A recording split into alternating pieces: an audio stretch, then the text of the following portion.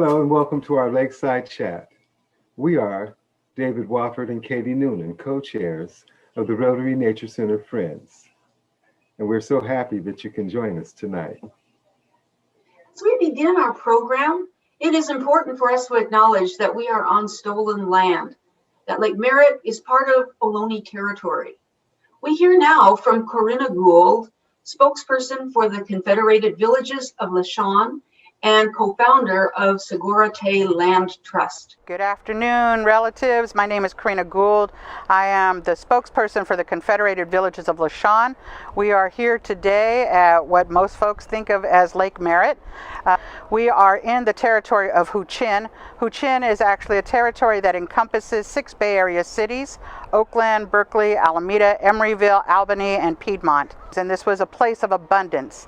I'm so happy that people from all walks of life that now come into our territory can enjoy this beautiful place that my ancestors have enjoyed since the beginning of time. My relationship to the land that I have been born to, raising my children and grandchildren here, has been to tell the story, the truth of what happened on this land before other people came here. I'm hoping that as we begin to learn these lessons of fires in California, the pandemic that's happening, that human beings come back to living in reciprocity with the earth. Thank you, Corinna. What a wonderful beginning to our program and such an important message. We're going to begin our program with a customary look at some of the highlights of our month as an organization, Rotary Nature Center Friends. So I'm going to quickly screen share. This month, we were excited to host a field trip for Oakland Unified School District teachers, science teachers at Lake Merritt, and let them see what we do with young people, involving them in science and sustainability activities. We want to thank them and congratulate them for their year of service to all the children who are in school. It's been a difficult year, and thank you to all teachers who may be listening. We want to thank Andrew Alden, our Lakeside Chat guest in March, I believe. Andrew came down to talk to the teachers and explain his idea of the geologic present with these teachers. His recently released book has fascinating chapters about all the neighborhoods in Oakland that will be really a gold mine for teachers wanting to make geology relevant to the students in their classes by pointing to things right outside their school boundary. We also are excited to learn that Dr. Jerry Lipp's new book about Lake Merritt, Jewel of Oakland, will be released on July 10th. Jerry has done research in Lake Merritt. He has come down informally to take a look at critters there, and I'm really excited to see his book and recommend it. Here we go. Many of you remember the sea slug or the nudibranch boomtown that began our Lakeside Chat series this year. Robin Agarwal, nudibranch specialist, has written an article for Bay Nature to talk about the curious events of the fall and early January at Lake Merritt docks, involving the influx of different species of nudibranchs not commonly found in such numbers and diversity. So that's in Bay Nature, and we were of course proud that we were able to contribute some of the water quality data that was current when some of her observations were made. So thank you, Robin, for doing a great job, and looking forward to reading your article if you haven't already done so.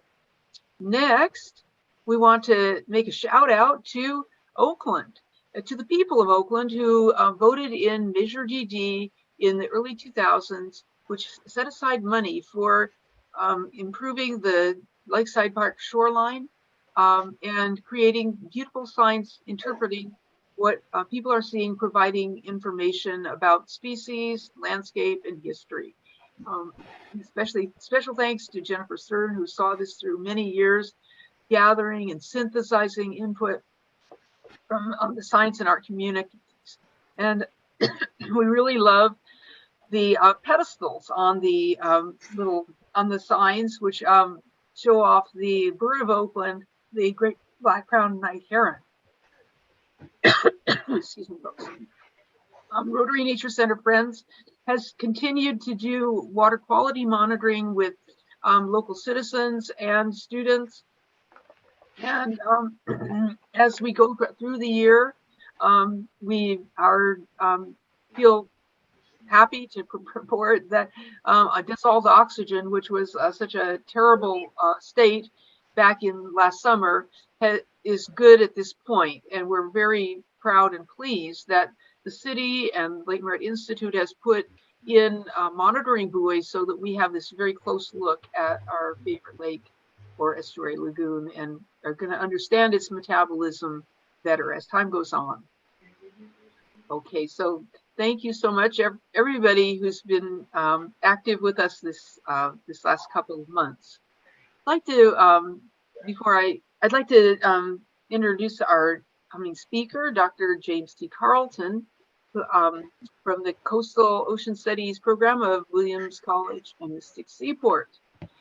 He's going to talk about the age of invasions meets the age of plastics, and what better place to talk about it than Lake Merritt, where we are battling, we are not battling, but we are seeing influxes of invasive species, and we are definitely battling lots of plastic trash.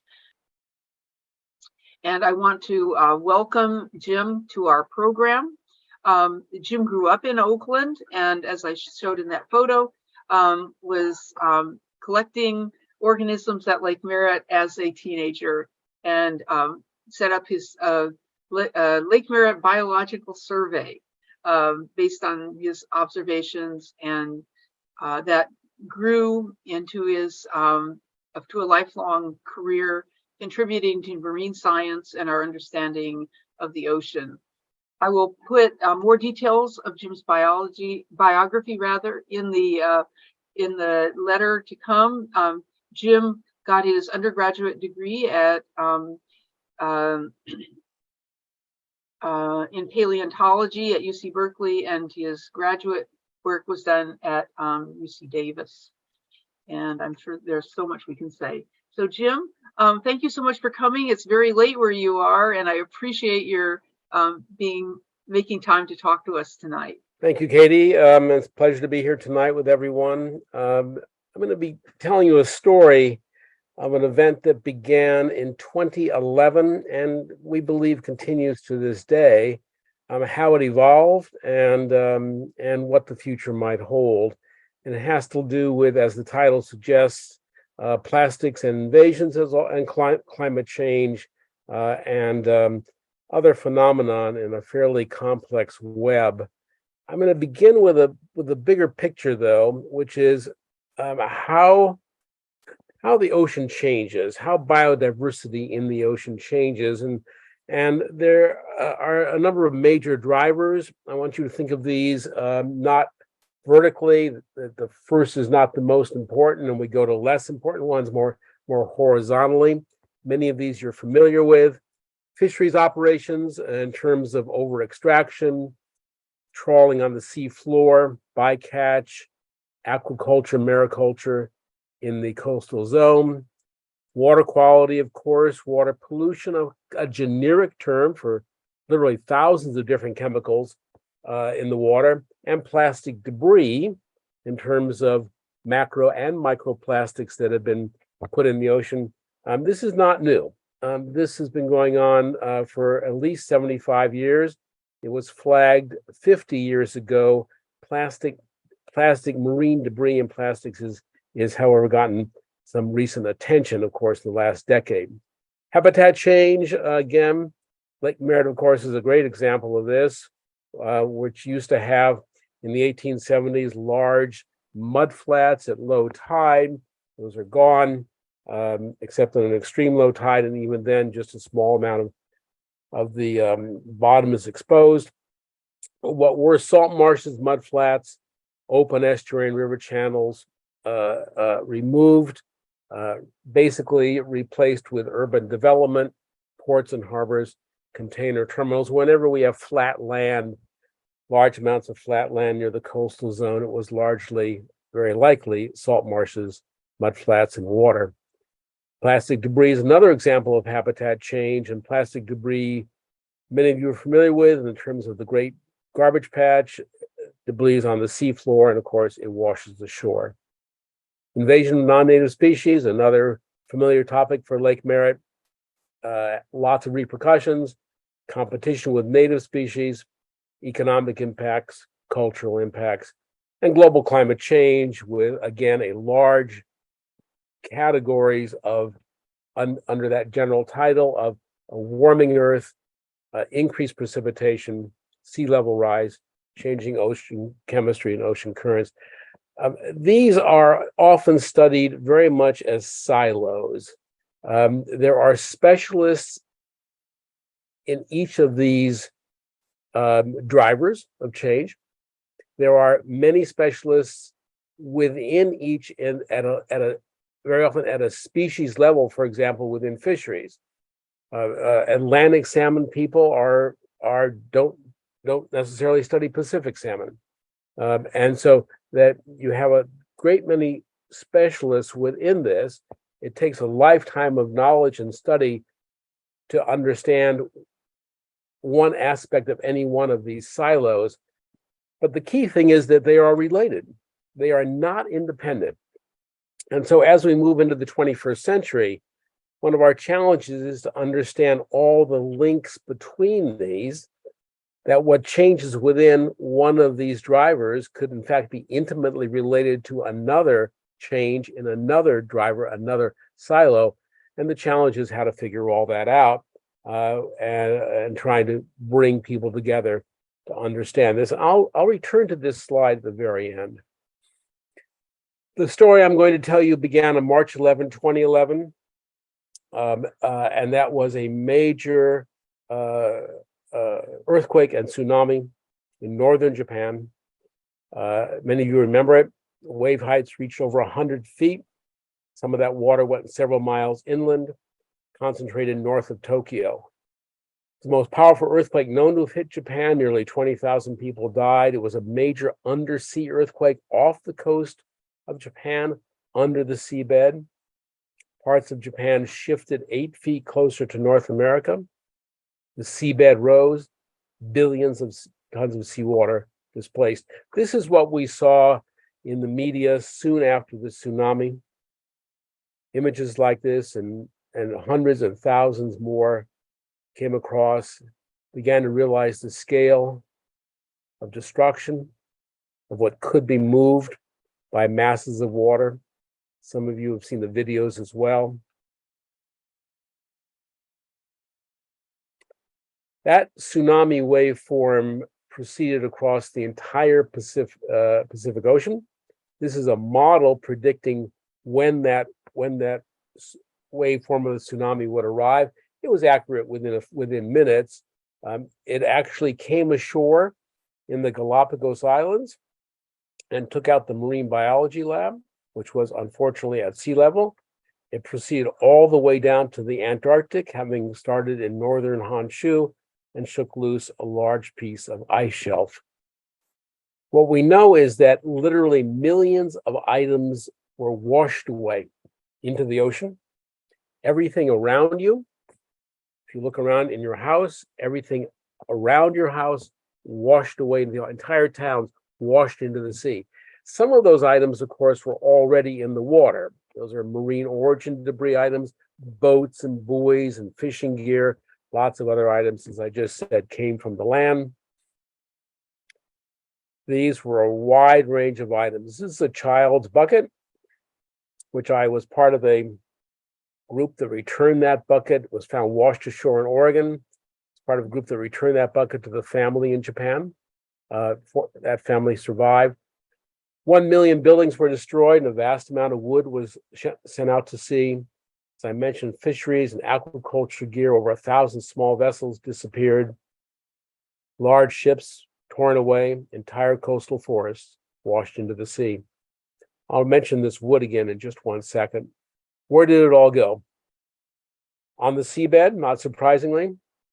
back to shore, as we just saw a minute ago, and a lot of it simply went out to sea. So if it was already in the ocean, it already had marine life on it, barnacles and sponges and seaweeds and sea anemones. If it was washed into the ocean, it was then often colonized by marine life. And where did it go? It engaged with the ocean currents of the North Pacific and began to travel those million items and more across the Pacific. This is a very simple map of the ocean currents of the North and South Pacific. It's really much more complicated, but you start off where that red star is. You get carried across the North Pacific to North America.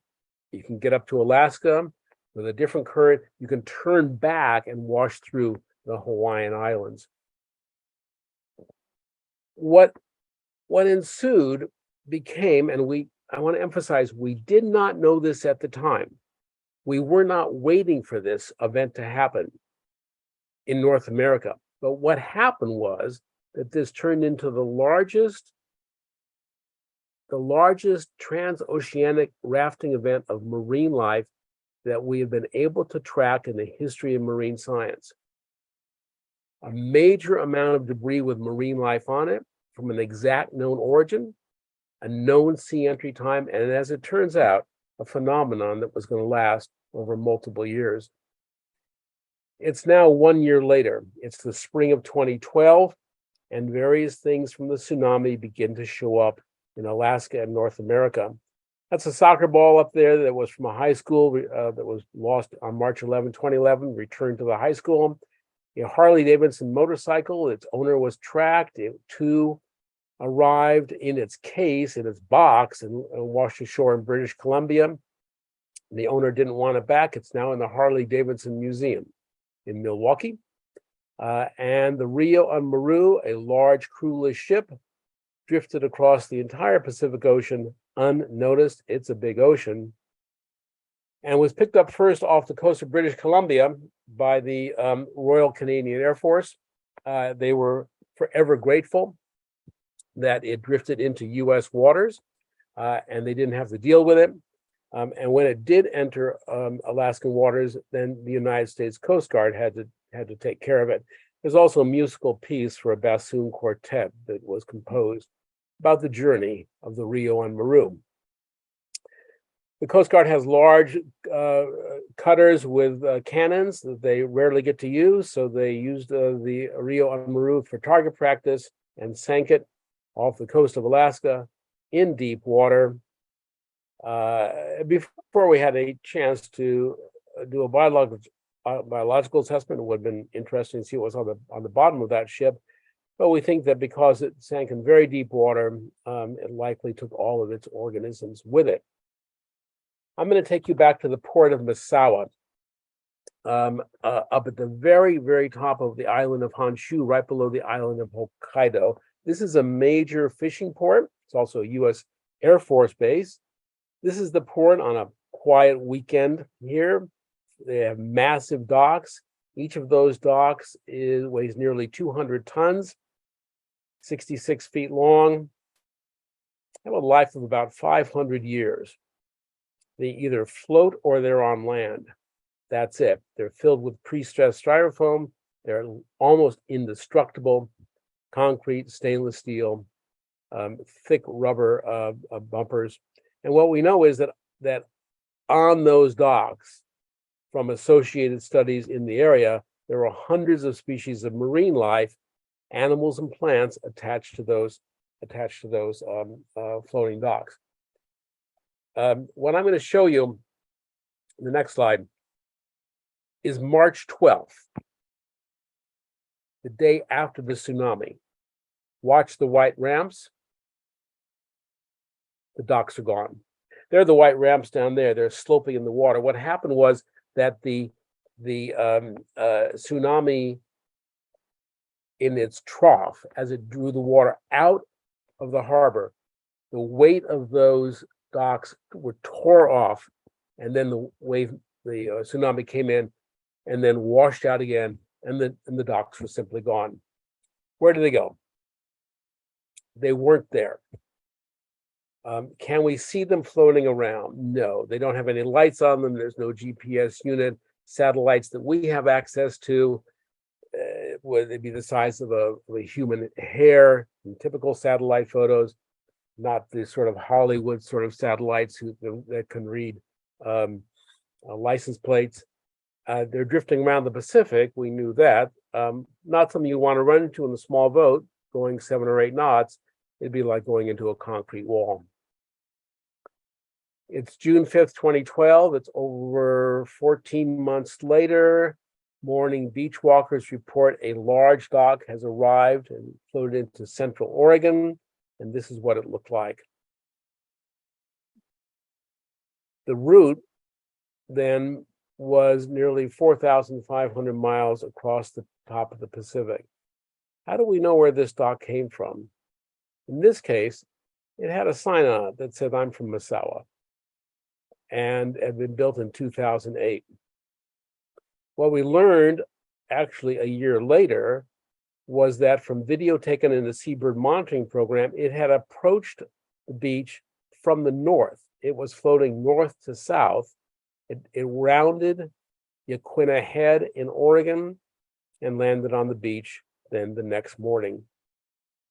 Here's what it looked like when it landed. There's a truck for scale. There's a red arrow on the back pointing to a bumper. I'll show that to you in a second. The red arrow on the front is the massive amount of marine life that had survived the trip for 14 months across the Pacific. Hundreds of thousands of mussels, as it turns out, a species that was introduced itself to Japan, and a native Japanese kelp.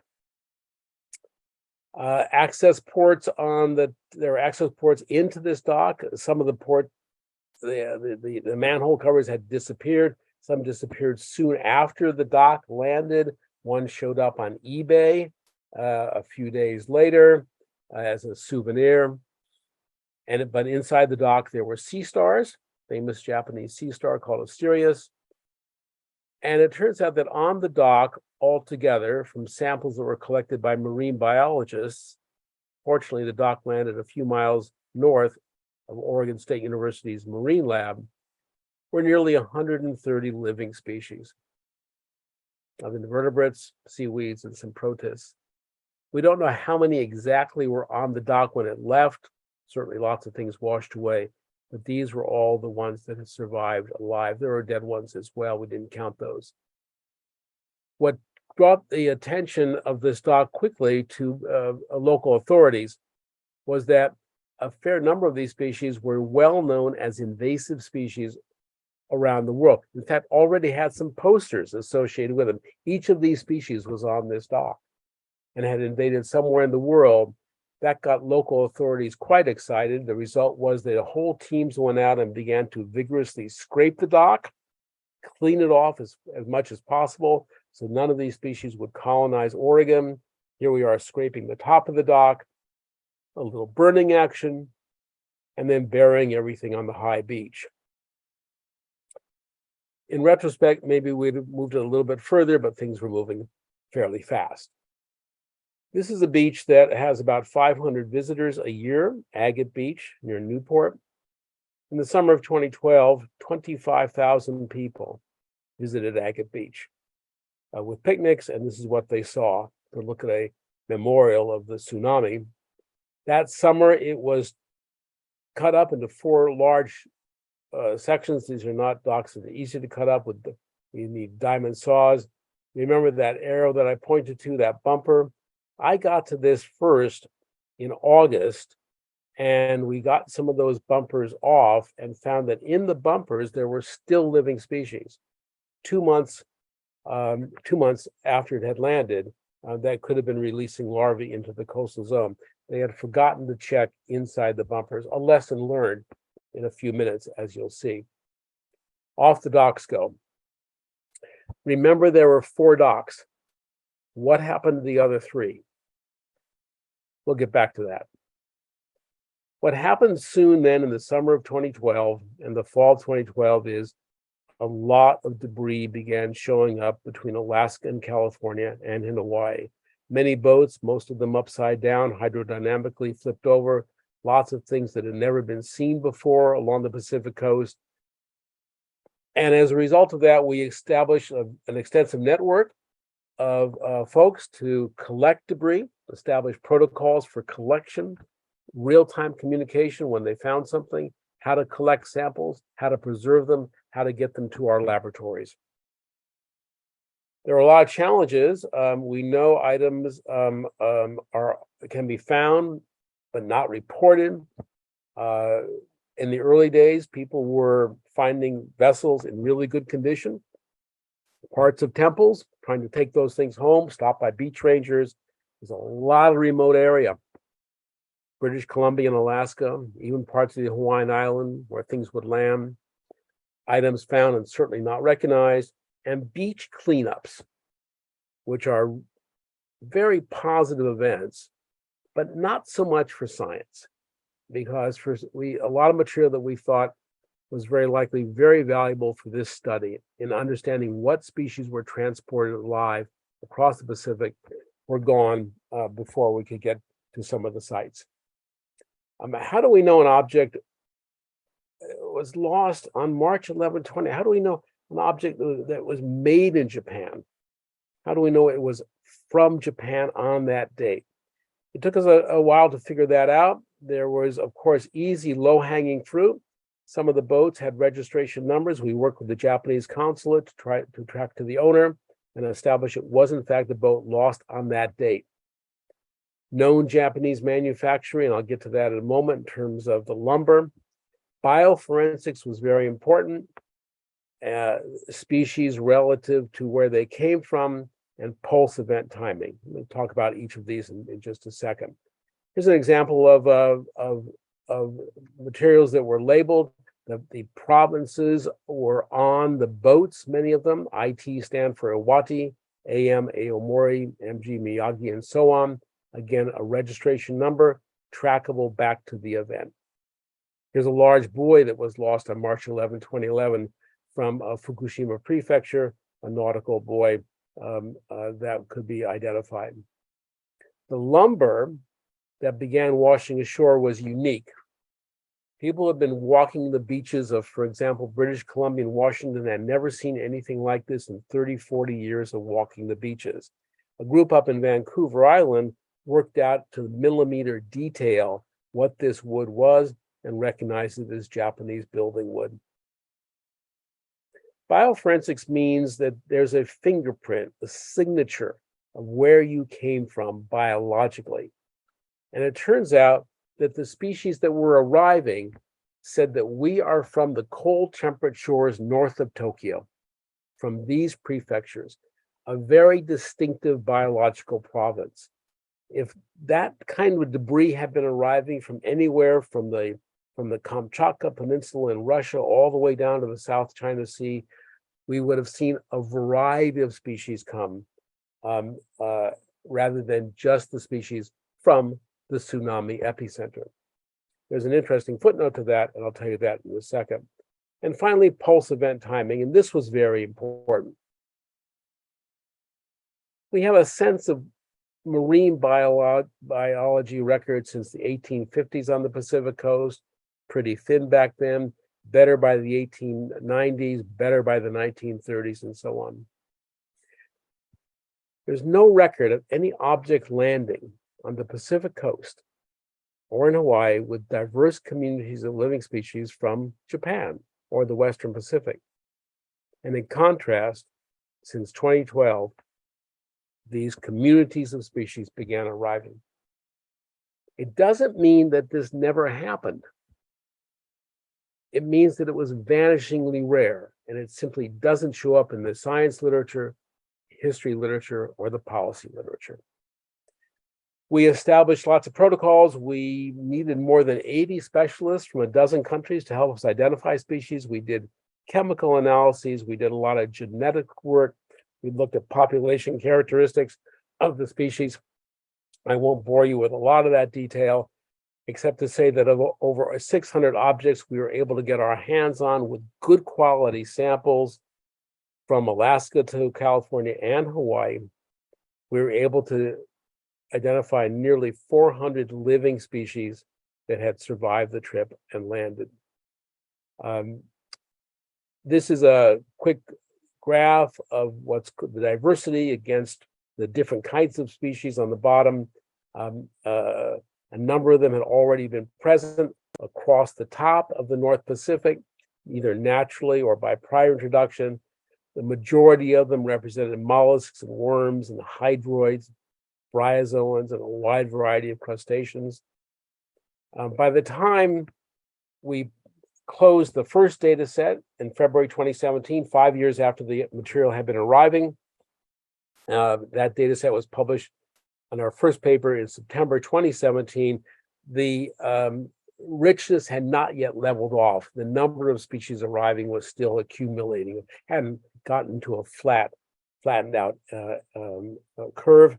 And only a minimal estimate, more than 50% of all the species we found by that time were detected on only one object, which means that as new objects arrived, we often got another species.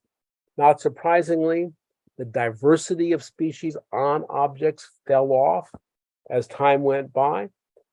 Longer you're at sea, the fewer species were surviving as the years went by. And here's an interesting thing, that as the objects drifted south from northern Honshu, they picked up some southern species. So here's what the species look like: mussels and sea anemones and barnacles and crustaceans and clams from the tsunami coast. As they drifted south, these warm water species settled on top of them. So we could tell a little bit about where the objects had gone by their biological tracking history. Another clue was that as they drifted across the ocean, these objects picked up different species from the open sea, from the high seas, from the mid-ocean. There's a native bryozoan, a little colonial organism that lives in the colder north waters of the North Pacific Ocean. That's Jelliella tuberculata. There's another related species that lives in the open waters, but in warmer pelagic environments, called Jelliella eburnia. When a boat arrived in Oregon, near Washington, it had Jelliella eburnia on it, which told us that it had dipped into lower latitudes and then been carried back up into the Pacific Northwest. Another interesting measure was that the track you take in life, in this case, has some importance in the outcome. The higher productivity waters, rich in chlorophyll, the North Pacific, are distinct from the mid-ocean lower productivity waters. We found that mussels from Japan that were arriving in the Pacific Northwest were richly developed reproductively. Those that were coming into Hawaii had far less reproductive development. This is the Saishu Maru. Unlike a great many vessels that landed, it traveled across the ocean right side up and landed right side up. It's a fishing vessel from Iwate Prefecture, IT. An Abalonian sea urchin boat. There's a wet well in the back. And as I said, most vessels came across upside down. The Saishu Maru landed right side up. A tide pool had formed in the back, and there were Japanese fish in the tide pool. There were 5 of them. This is the barred knifejaw. 4 of them went on to scientific immortality in a jar, and this one went to the Seaside Aquarium, where it lived for a few more years, perhaps wondering where its friends were. Then a few years later, the front half of a 50-foot long vessel showed up also off of Oregon. Those are the wet wells inside, and when biologists got out there were a large number of yellowtail amberjack from the Western Pacific. We established that by the genetic signature of these fish. There was some barred knifejaw in there as well. Some of these fish went to the Oregon Coast Aquarium. Barred knifejaws showed up in various places along the Pacific coast. A free-living one showed up in early 2015 in Southern Oregon. Another one showed up in Monterey in 2014. We assume these are fish that traveled across in debris. The debris broke up and released the fish. No previous records for 150 years of barred knife jaws on the Pacific coast prior to the tsunami. Another fish was found in Malibu in 2018. It was about a foot long. A diver spearfished it and cooked it for dinner, but we got the ear bones. The Monterey Bay fish survived until 2019. It hung around the same piling for all of that time, and the word got out among various recreational divers not to fuss with it. What about those other docks? Remember, the first dock showed up in June 2012 in Oregon after a 14-month journey across the Pacific. There were 4 of them altogether. It's now September 2012. We are off the coast of Maui in the Hawaiian Islands, and this dock appeared, reported by a fishing boat. We recognized it immediately as a Masawa dock. We called it Masawa 2 because of the details of the structure on that we could see on the surface. This is a member of the fishing boat crew walking on the dock. I talked to the fishing boat captain. He said there was a lot of seaweed on the dock, but that's all he could tell us. The fishing boat hung around the dock for a few days without telling anybody, because this dock had acted as a fish aggregating device, an FAD, and the fishing vessel took 5,000 pounds of mahi-mahi from around it before they gave the video to a Hawaiian TV station, and that's when we learned about it. There was a lot of effort to go find the dock as quickly as possible as it drifted across. Searching for it, it was seen a little while later off Molokai. It drifted somewhere past Oahu, but after an intensive search by air and sea, it was simply never seen again. And let me just go back to full share here, 1 second. It's now December 2012. Another fishing vessel finds a large dock floating off the coast of Washington. The crews report extensive marine growth. It's to be the Coast Guard immediately was on top of this, and they found it very soon thereafter, washed ashore in the winter on the Olympic National Park. We're looking out of a Coast Guard helicopter here. This is not the dock that passed by Hawaii 11 weeks earlier. You can't go past Hawaii, go around the Pacific, and get back over to the Washington coast in 11 weeks. A crew of biologists got down there soon thereafter to sample it. It had about half as many species on it as did Masawa 1. This is now Masawa 3. And lessons learned was that they took off all the bumpers to make sure there was nothing in those bumpers and cleaned them out. And then at a cost of about $628,000, that dock was cut up, can't leave a piece of debris in the national park. And you can watch a compelling YouTube video sped up as to how they got this dock off the beach. So here's the story. All 4 those docks left essentially the same time on the same day from Masawa. One of them got to across the ocean on June 5th. Wherever it was, the next dock chased it 6 months later and landed in Washington. Another one took a sharp turn, never got to North America, passed by the Hawaiian Islands, and Masawa 4 has never been seen. That leaves us 2 docks that are still out there. They're either floating or they've landed somewhere. And some of us still have the red bat phone handy just in case one of those docks shows up. But it does reflect the basic challenges of trying to predict the fate of any one object, even if we know its origin. After we published our work based upon the February 2017 data, more debris then began arriving. In the spring of 2017, more Japanese tsunami marine debris landed with anemones, living limpets. A year later, more debris began arriving, also from tsunami, tracked by the species composition of it.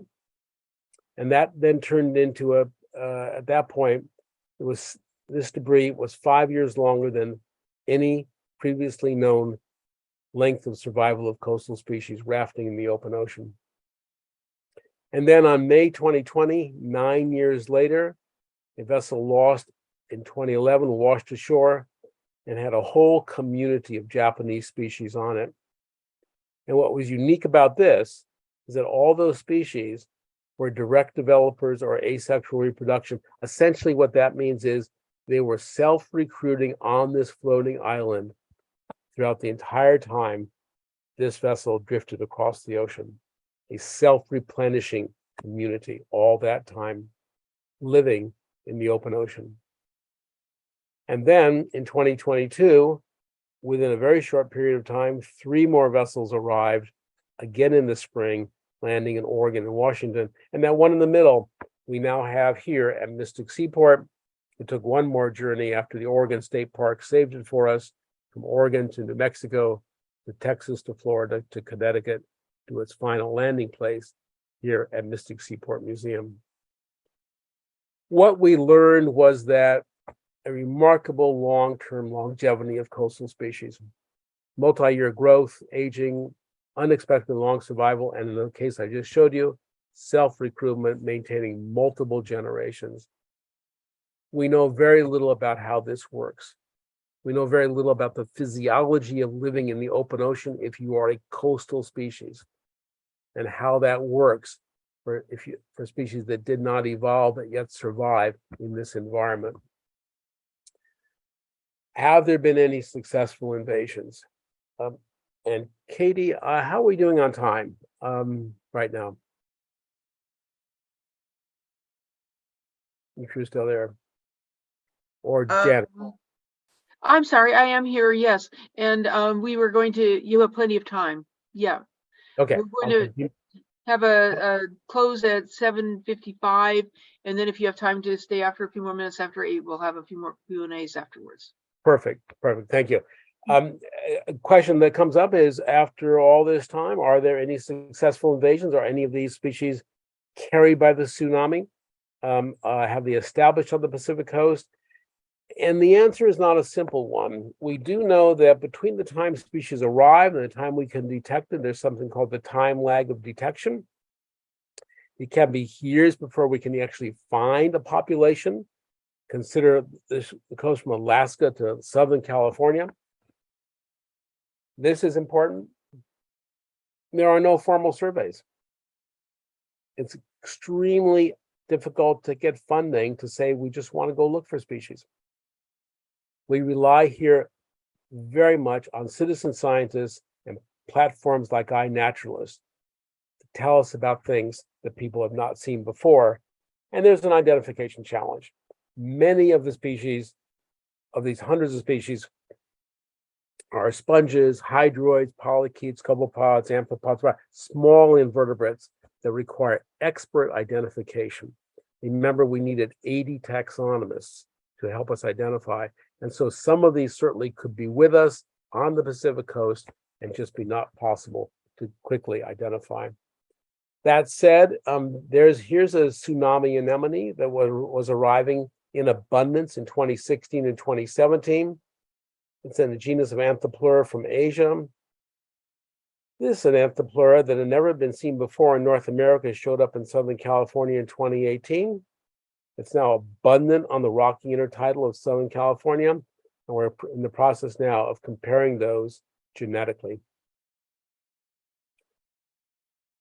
The extension of this work was not to wait for the debris to show up on the shore, but to go out to the garbage patch and see what was going on. And toward that end, with NASA and other funding, we assembled a large team called Float Eco to go out into the Pacific Ocean and see what was going on with the debris in the garbage patch, what was happening, a consortium of lots of institutions that you can see here. We also work closely with citizen scientists and NGOs who are out there collecting floating debris, including TOC, the Ocean Cleanup, the Ocean Voyage Institute, Vortex Swim, and others. This includes both fishing nets as well as tsunami debris that's out there still. What we found after a gap of the pandemic was that coastal species were occurring on fisheries debris that did not originate from the coast. We found that coastal species were colonizing debris in the ocean. But there are naturally occurring pelagic species, and here are some of the coastal species that we found on the debris.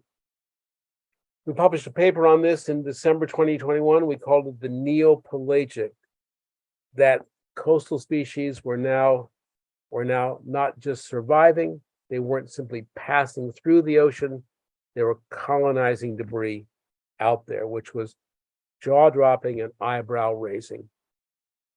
The paper that came out 2 months ago detailed the evidence for this extensively. And so far we have 3 times the number of coastal species living on marine debris in the garbage patch than native oceanic species. We deployed experimental panels out there attached to drifters and fishing nets to see what would settle on our panels. Here's an array. And what we found was that coastal species of hydroids and bryozoans and sponges are colonizing panels in the ocean.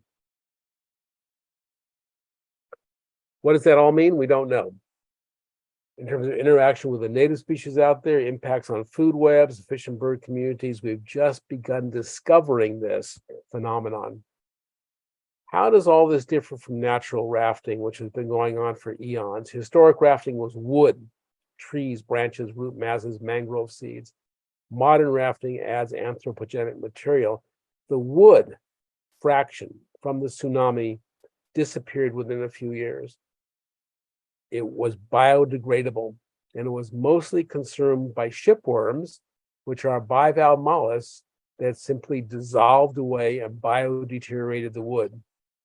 That left marine debris that was made of plastic and plastic materials like fiberglass and styrofoam, which we began to realize differed fundamentally in how long species could be rafting across the ocean. You were no longer rafting on a little boat that was dissolving under you. You were now rafting on something that could stay in the ocean for years and years and years. What about historic tsunami? Why now? Why 2011? Why did this happen now? Turns out there's a nice record of tsunamis in Japan. We went back to so much so that we selected the tsunamis and earthquakes from the same area as the 2012 event, back to 869, 1611, 1896, 1933. And then we asked whether or not there were records of something coming ashore in North America or Hawaii as a result of these. We can't expect much from 869 or 1611 in the way of a record, maybe 1896, maybe newspapers of the Pacific Coast. Couldn't find anything. Again, we looked for 1933 and whether any stories came to us from 1934 or 1935. Here's the 1933 tsunami. We have photographs. What's the scale of infrastructure back then? Here's Misawa in 1933.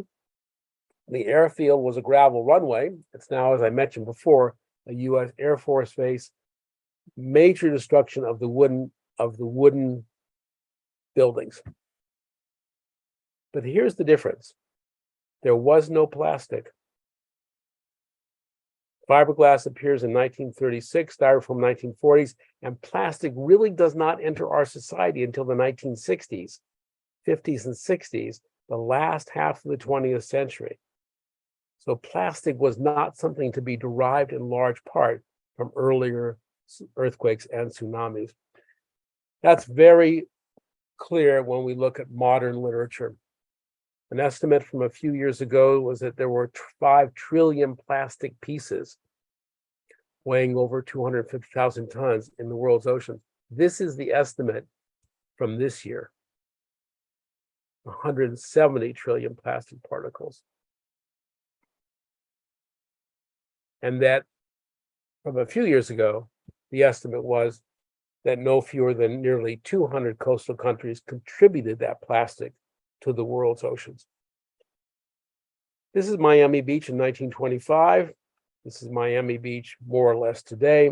We can see the development of the coastal zone. And from our perspective, the concentration of plastic in the coastal zone is now vastly different than it was after plastic began entering our society in the 20th century. We're going to combine that with climate change. And what's the relationship? Climate change means there's going to be more intensive cyclonic activity, more monsoons, more hurricanes, more typhoons along coastal zones. And the models consistently predict that these events are going to be increasing and thus washing along coastal shores more and more. Let's put all that picture together. We have one silo, which is the history of the plastic industry, the history of all of that in our society. Another silo is urbanization, the history of coastal development, the development of mega cities on coastal margins, and of course the concentration, as I just said, of vast amounts of plastic at the land-sea interface. We add climate change to that, which then can wash and sweep in an unprecedented manner a lot of plastic into the ocean, giving us a new view of what this might mean for marine science, for dispersal vectors, for biogeography, for the impacts on ocean diversity. And this should look a little bit familiar to you because that's our first, in many ways, our first slide, which is that there are interactions, that these seemingly disparate disciplines of coastal urbanization, climate change, marine ecology, ocean currents, that these in fact are all deeply related in the same sense that these are deeply related. And that's one of our challenges I mentioned before, but I have great hope that we can begin to understand the dynamics of these interactions as we pursue what it means for ocean plastics to transport marine life. In this sense, then, we still need to understand how this is working in all the ocean gyres. This is the North Pacific story. What about the South Pacific? What about the North Atlantic, the South Atlantic, and the Indian Ocean? And locally, what about San Francisco Bay? If we were to go out to San Francisco Bay and collect plastic debris along the beaches, what species are on that plastic debris that's washing ashore? How does that plastic debris move species around within the bay? And what gets exported from San Francisco Bay on plastic debris to begin new journeys along the California coast? Okay, thanks for your attention, folks. So first of all, we want to thank everybody for coming here tonight and making this a wonderful opportunity to discuss and learn about world oceans with Jim Carlton. And we want to see you again in July. What's coming up? We have a outside activity on July 1st. We're going to be participating with the California Academy of Sciences in a BioBlitz called Snapshot Cal Coast. We've done this now for 3 or 4 years, and it's a survey of the biodiversity in and around Lake Merritt. So it should be very related to what we've been talking about. There'll be lots of plastic there as well. Then in July, we have a Lakeside chat on July 7th. We're going to jump over the July 4th holiday, and we're going to hear from Phoenix Armenta, the Senior Manager of Climate and Community Engagement at BCDC. And you can register online. We'll send out a reminder. She's going to talk about empowering vulnerable communities to lead in sea level rise planning. So that will be an engaging program as well. We want to thank KTOP TV, City of Oakland, for rebroadcasting our programs every month. They show the programs from 6 to 7 p.m. on Sundays, a mixture of old programs and the current month's program. So we want to thank them for making our work available to everybody. We want to thank the Frederick E. Hart Foundation for educational opportunity for funding. We want to thank all of our volunteers, program participants, and partners who have helped us develop our program the past few years. If you enjoy seeing this kind of activity at Lake Merritt and as outreach to the community, please consider making a tax-exempt donation on our website. You can go to Rotary Nature Center Friends website and use our donation button, which looks like that. And we want to thank Rob Lamone, our producer, Katie Noonan, myself, and David Wofford, co-chairs, the Lake Merritt Elks Lodge, a strong supporter, Kirsten Furman, Art and Design, Dr. Janice Lord Walker, Betsy Schultz, Patty Donald, and many RNCF volunteers. And special thank you to the Elks, to the Lake Merritt Institute, who's out twice a week at least, pulling some of that plastic out of Lake Merritt. They're real heroes in taking some of those plastics out of the game of spreading invasive species, but they're doing their very best, and it's a very difficult job. So thank you, everyone, for your attention tonight. We'll see you in July. Okay, do we have some questions in our chat? Should I read a few in the chat? Yes. Let's see, what do we have? Is there any threat of invasive species being introduced in the areas where they eventually ended up? Yes, I mentioned that very briefly. There certainly is the possibility of many of these species being introduced. One of our many challenges is to figure out if they in fact are here and if they are spreading. We're well within the window now of being able to detect some of these arrivals. I suspect that sea anemone in Southern California is probably a tsunami invasion, and we have a couple of other hints as well popping up now along the coast. So you focused on large chunks of plastic crossing the ocean, Yeah. but in the latest, towards the end, you were talking about plastic that comes and just kind of sloshes around the coast of California or the Pacific coast.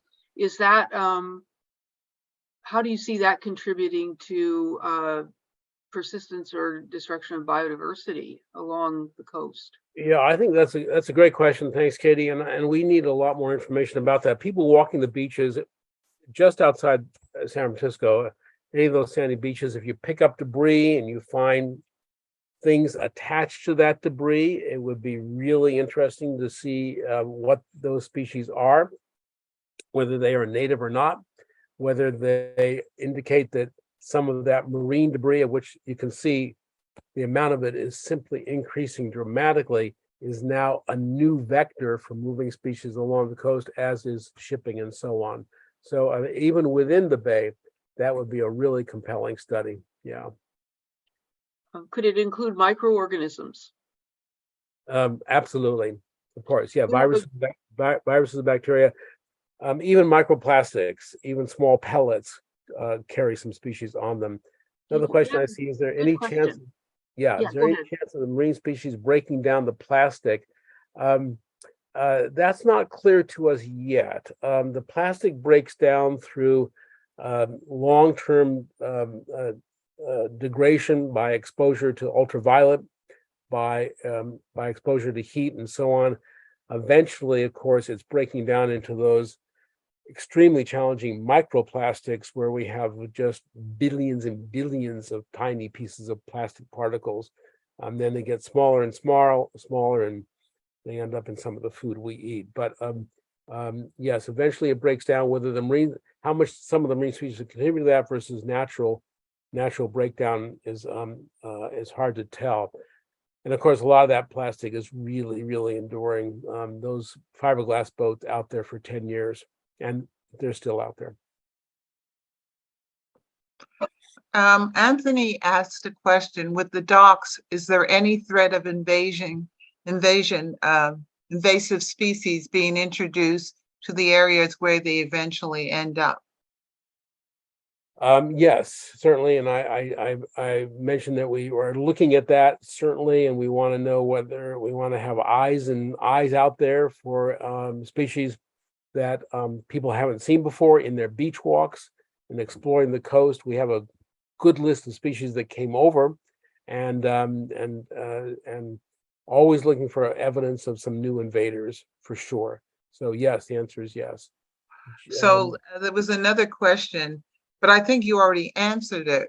Is there any chance of a marine species breaking down the plastics? Yep, we did talk about that very quickly, and that is that certainly marine species can contribute to that degradation, but there's also eventually that plastic begins to naturally degrade, but it takes years and years into microplastic particles. Let's see, there's another one from Anthony. Are there similar occurrences happening in the Atlantic Ocean? We have reports of plastic debris, of course, in all the ocean gyres, all 5 of them, and in many of the subgyres. What's on that debris, not so clear at this point. And we're going to begin some studies in the Atlantic soon. There are some folks working down in the South Pacific, but this story is just beginning to evolve in ways that are going to be really, really interesting. And yes, from Allison, a lot of plastics ingested. This is a long and old story from the northwestern Hawaiian Islands, for example, the very sad impacts on many marine birds. And of course, for years and years, how turtles, other marine organisms have ingested plastic, the number of birds and fish that have gotten 6-pack rings around them. So this is not a new story in terms of the impact of plastic. The new part is plastic as a vector for species, and that's something we're just beginning to realize. Jerry's mentioned that we cored marshes from Alaska and Northern California, found earthquake and tsunami evidence going back thousands of years. The 1750 tsunami from Japan showed up, and so yes, we have a really good record of paleo tsunamis, and yet we don't have a really great understanding as to exactly what might have been carried in prior to plastic across the oceans as a result of those. Yeah. Yes, thanks. Actually, Anthony had one more question we'll take before I go with mine, maybe. So this is all of this occurred in the Pacific Ocean. Is there similar occurrences happening in the Atlantic Ocean? Yeah, we're interested in that question very much, and the other gyres and what's going on in the rest of the world. We have a really good evolving picture for the North Pacific Eastern Gyre, but now we want to find out what's going on in the other gyres. So yes, major research question that we'd like to pursue. Well, I'd like to ask if we have time, if you speak to this Ocean One Cleaner, Ocean Force One Clean Ocean boat and its new design to remove plastics from the ocean. Yeah. And if you could perhaps, for those of us who don't know, describe its framework and operation if we have time. But then also let us know if that operation itself requires additional steps in order to address the fact that microorganisms are growing on the plastics that are being harvested. Thanks. Good question, David. David's talking about, for the folks who are still with us, about a number of independent attempts to remove the plastic from the ocean cleanup being one of them, and evolving technology for that all the time. And there's a good deal of debate about the efficacy of that. And the analogy that's been used is if you have all the windows open in your room and the birds and leaves and insects keep coming in, and you're just all the time you're cleaning up everything that's coming into your room because the windows are open. And then someone says, you know, you could close the windows. And that's the analogy that's being used, is that we are cleaning up, attempting to clean up a lot of plastic in the ocean, but it seems to be coming in at a rate exceeding the cleanup rate. And so that's a real challenge. And so the question is, how is all that plastic from nearly 200 countries getting into the ocean? What can we do to manage this continental supply pathway? Otherwise, the efforts to clean it up are not really matching the amount of plastic that continues to come in. And that's really what the challenge is. When we recycle something in a first world country, we suspect it's not going in the ocean. That's not the case, of course, with a great many other countries. So there's a lot to do there in terms of management and policy to begin reducing the plastic input, which then eventually degrades into these microplastics, which are another level of issue, another issue. Jim, before you continue, David. my family and I would just like to illustrate the point here. Go ahead, Michael.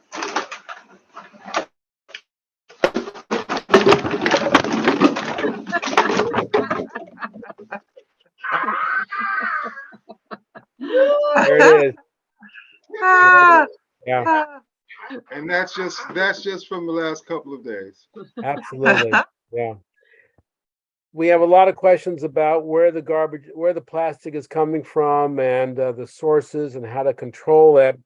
I'll just point everyone to a really vast and burgeoning literature on this. It's a good example of the silos, in the sense that we have folks out there who the only thing they do as a full-time work is figure out where the plastic is coming from.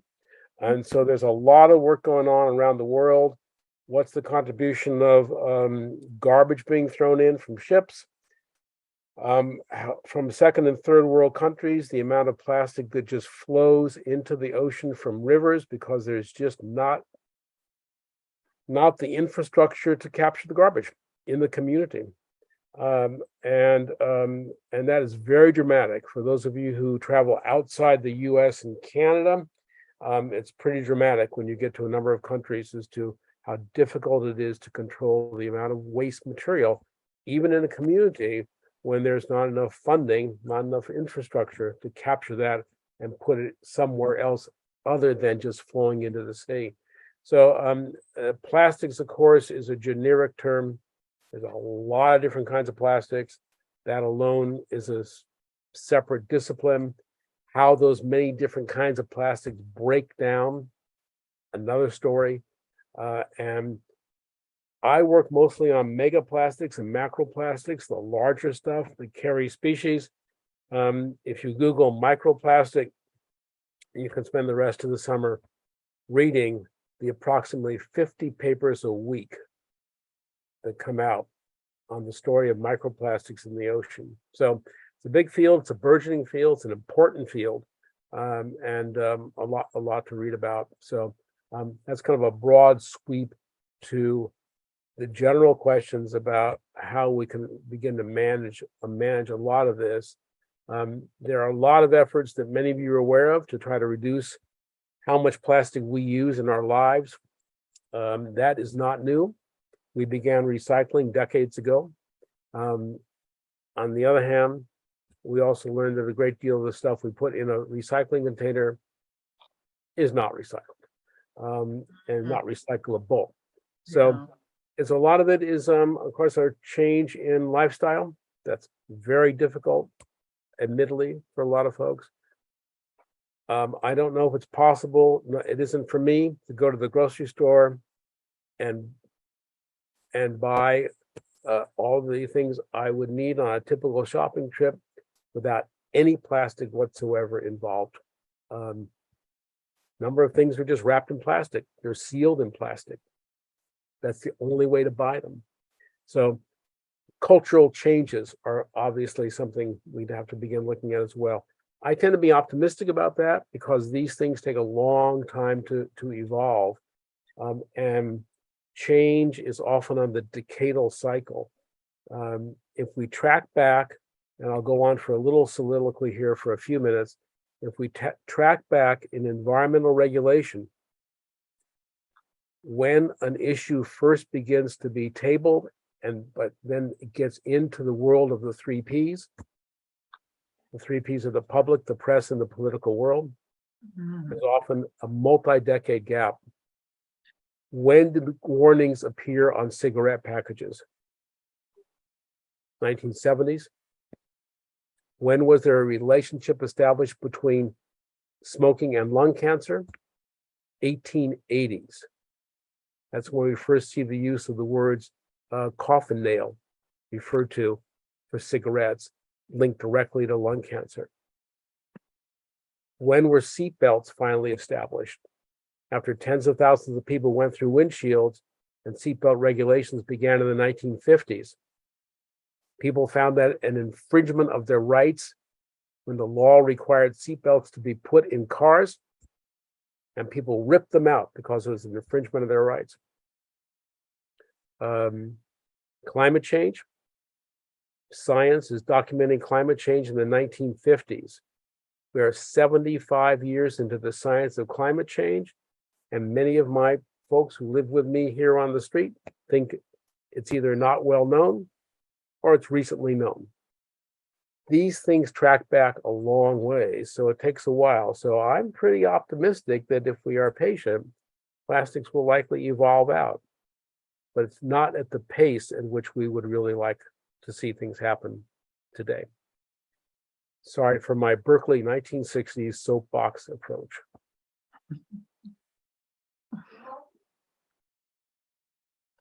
Any other questions? I think you can unmute. I'm happy to chat. Well, go Bears. Go Bears. Berkeley, here.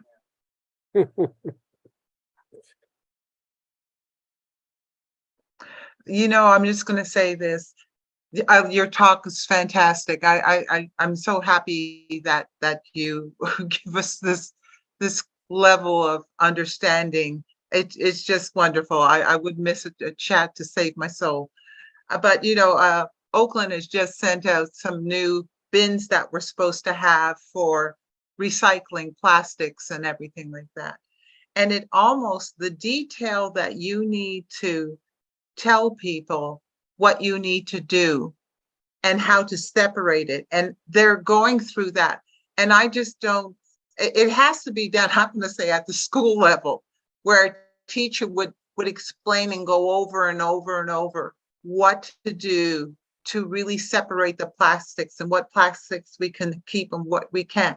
Because I think for most people, they just don't know. They just throw everything in and then they don't even rinse their plastics. I mean, some people like, oh, I have to rinse it? No, they don't know that, you know, so it's really, really fascinating. So thank you for keeping at talking to us and sharing your knowledge about plastics. Again, it's a cultural shift. You know, I was pointing out to someone in a recent discussion, pointing out that we're not supposed to, the caps, the plastic bottle caps don't go into the plastic recycling, you know, as a who knew. Again, I think it's generational, it's multi-generational, it's what you grow up with. Mm-hmm. Children in the first, second, and third grade learning recycling techniques will grow up and know that's the way to do it. Mm-hmm. Retraining someone who's 50, 60, 70 years old, that's really hard, right? We still have folks in our society clearly who did not grow up with recycling. And so it's, you have a piece of paper and you throw it in the wastebasket. My students cannot throw a piece of paper in the wastebasket. They walk around the building until they find a recycling bin because that's the only thing they knew. I call it larval imprinting. What they knew in the beginning. My students, every young person in my classes, they get in the car, they put on a seatbelt. It is genetic with them. I grew up without seatbelts. It's not genetic. So that in what you learn as a child becomes, I'm convinced, often is what you are comfortable with doing in your life. The retraining is a real pain, but real hard. Yeah, and I totally agree. And yeah, and as it gets more and more complicated, how many of us look at the bottom of the plastic things and find all the codes? How many of you have the codes to decode all the plastic symbols on your refrigerator? You know, my God, life is short. So, well, if I can see them, which is difficult. so there's another issue. Yeah. Yeah. I know Yeah. 1 and 2, and I'm not sure about 5. But what is this about the caps on the bottles? Are we supposed to take those off? You're not supposed to throw. As my understanding is, there might be folks here with us who know more about that than I do. That the plastic caps on bottles don't go in the recycling. Okay, I'm glad to know that. Thank you. Yeah, They're too I'll small. approve. they're too But small. you know, my kids thought, without my even saying anything, they thought the car would not start unless they had their seatbelts on. Because I just said this, and they thought it was an interlock with the car engine. That's great. That's great. Don't that tell was them otherwise. So, Jim, how And- effective is recycling of plastics? Yeah. I mean, those are some disappointing numbers, aren't they? I don't follow that. Again, there are absolute experts who can address that by species of plastic and by where you are, where you live, recycling. But numbers that cross my desk are often that 70-80% of what we put in recycling is not recycled. Right. And that's well, gosh. Yeah. Well, just to mention, it's been said, and I can't validate this at all, that the cap here has more of a chance of being recycled, perhaps, if it's on the bottle, because wherever this bottle is headed, nobody's going to take the time to take that cap off. But it's probably two different kinds of plastic. Yeah. Yes. Well, that's why initially we were taking them off. Right.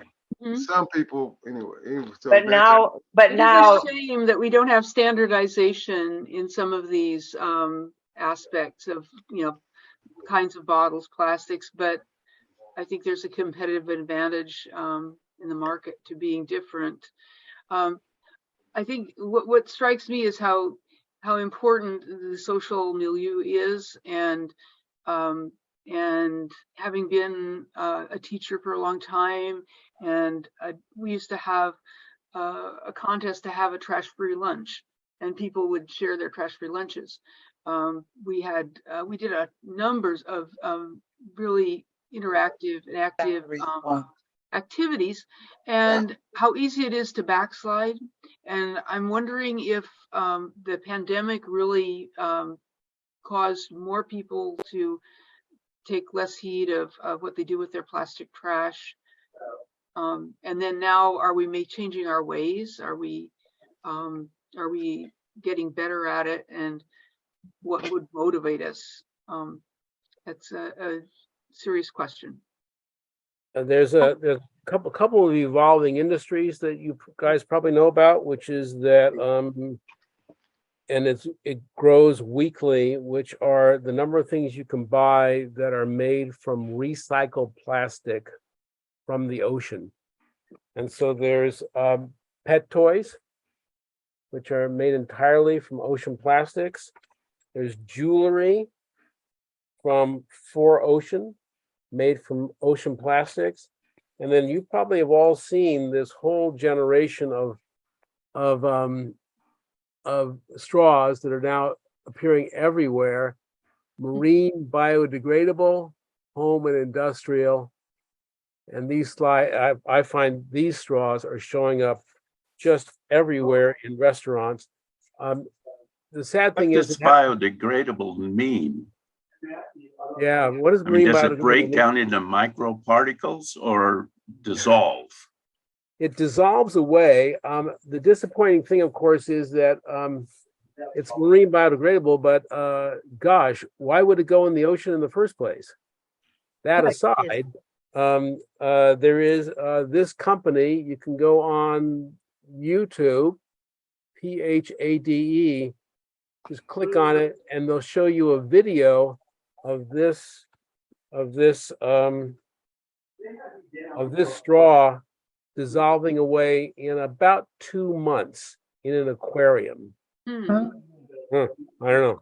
What we found to be effective was showing the video of the turtle having the plastic straw extracted from its nostril, and pointing out to people that you don't actually need a straw to drink, and that you can also, if you care a lot, you can get yourself a metal straw and reuse it over and over. But actually, seeing the real damage, I think, is something that people need to know about. I think Margaret wanted to say something. Margaret, did you want to say something? A few complicated little comments here, but I'm seeing in the chat, one person from, I think from Boulder, Colorado, says the caps on the bottles are the most valuable part and should be melted down. I don't know if that's true everywhere, or if it's something about Boulder in particular. I don't know. But then actually on what the recycling agency can sell, what that material will will bring on the marketplace, and sometimes it might be possible to melt it all down and use it for something, but that changes with the marketplace. Maybe we should talk to people in Boulder and say what's happening. But I think there's inconsistency, because on my street, East 29th Street in Oakland, our garbage men won't pick it up if you don't do it right. If you take your garbage and you put it in the wrong bin, they'll just leave your bins there. You've got to get it together. And if you do that too often, they'll give you a ticket. So but they're inconsistent. So that's what my garbage people do. But if you have another garbage group, going around, they may not be that stringent. And anybody new on the street, they don't really realize that's going to be. So they're kind of shocked that their garbage didn't get picked up. And I can look in their garbage and I'll tell them exactly why it didn't get picked up. So start somewhere. Now, several of us are at St. Paul's Towers, and we have a group garbage pickup thing. So I only trust that they're doing it right, because I sort my stuff into recycle or compost or nothing, but the nothing, of course, still, I don't want to put stuff in the nothing unless it really can't be recycled.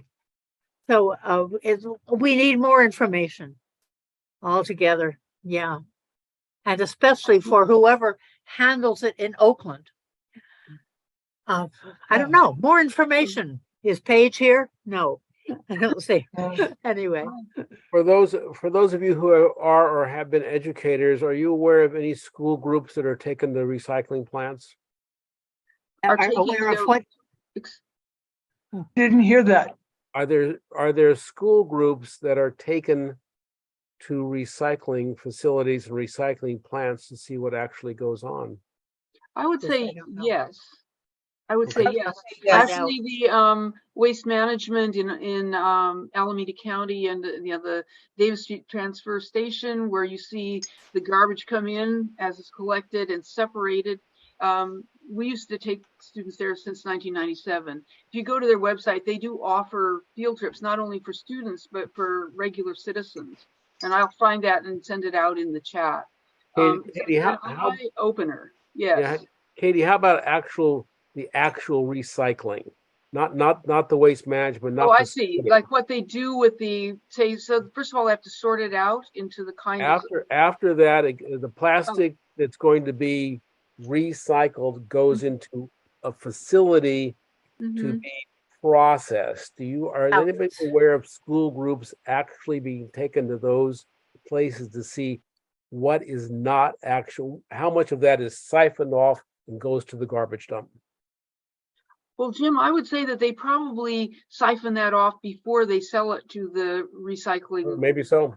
Maybe That's so. what they do in Alameda. And then I saw a really interesting application of what do you call it? Artificial intelligence. They had a robot that learned to find certain kinds of plastic, different kinds of plastics from a waste stream. Oh, that's cool. They currently employ human beings to do this. And having been a teacher in Oakland, I had many of my students whose parents worked on the line, and we would go out to visit the transfer station, and somebody would wave to their mom or dad up there who was sorting trash. And now this may be a positive application of that ability to learn what a particular thing looks like, but they have to sell that stuff. And so they can't sell contaminated stuff. If it has a certain degree of contamination, nobody will buy it. If the market fluctuates such that nobody wants to reprocess at that time, it all just goes into the dump anyway, because this is how the economy works in regards to plastic and recycling and that sort of thing. So there's a problem there that All about money. You know what here in Oakland, this issue of the bottle caps, are the caps supposed to be on the bottles or not? I personally do not know, but you could go to waste management and you could ask the question. They get it right back to you. If you have trouble, let me know and I'll find out that link for you. What's interesting, folks, is that we are talking about recycling and about waste management and about conversion of plastic to other materials. Whereas for most of the world, remember, the plastic's going into the ocean, right? There's no plastic recycling bin behind your house, and no one there to take it away. So that really is more of a global challenge. We have the luxury here of whether or not the caps are recycled. That's a real luxury, because in many parts of the world, it's all out the door, and that's it. Yeah. I remember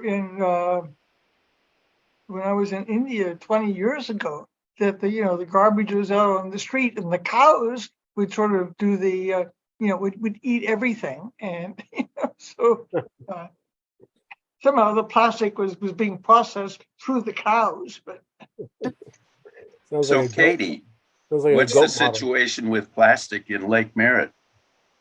Well, it is pretty bad. We have sunken chunks of stuff which contain plastic. We have a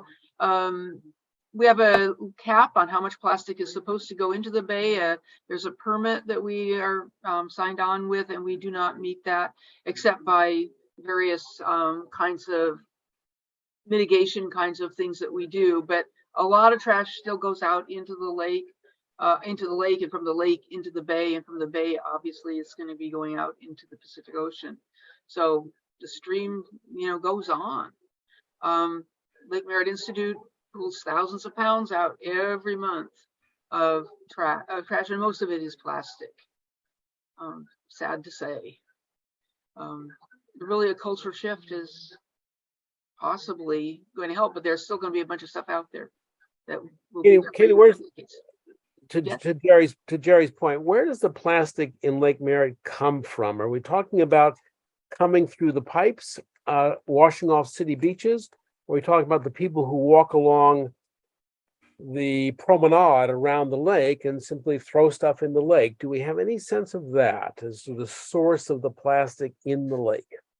Well, it's very difficult to find it. I've been part of one study that was done by the clean water something rather back in the early 2010s, where they actually picked up the trash that was on the ground and traced it back to its origin. A lot of it came from convenience foods, fast foods, wrappers. I would say, if you're talking about people who pull stuff out of Lake Merritt, and I think there may be some still with us, bottles, plastic bags, just dumping things that people do not want in a bag and just throwing it in the lake. There's been a huge rap on homeless encampments, and they surely do contribute some trash, but a lot of it comes through the storm drain pipes from all over. That's right, the watersheds. Yeah, the watersheds. If we have that big rain, then a lot of, like, if a mattress is coming through, it's not coming through from the homeless. It's actually coming through because maybe somebody was living in one of those big, big pipes. And then when you get the big heavy rain, then the whatever's in those pipes are going to come down to the lake. And there's 62 entrances.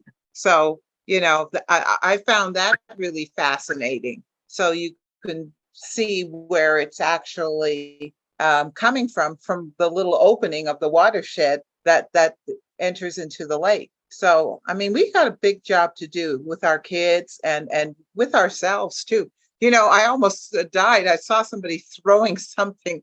It wasn't at the lake, but throwing something out of their car. And I thought to myself, oh God, I thought I wouldn't see that anymore.